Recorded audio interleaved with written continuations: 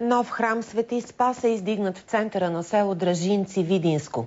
С дарения и доброволен труд хората от селото осъществиха от колешната си мечта да имат свято място за поклонение.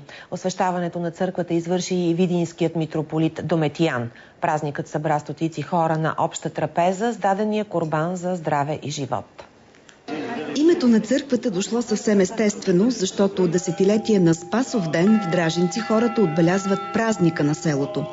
Но липсата на храм ги карала да ходят по съседните села, за да се помолят и да пречистят душите си. Това вече няма да е така. Ще си почетем живите за здрави, умрелите за да си спомним и така. Това ме успокоява.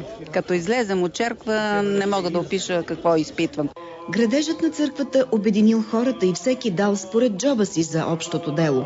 Майсторът-строител Иван Петков и неговия син Анатолий безвъзмездно работили близо 2 години. Беше ни много леко и беме щастливи, че работиме просто да направим един храм в селото. И всички помагаха.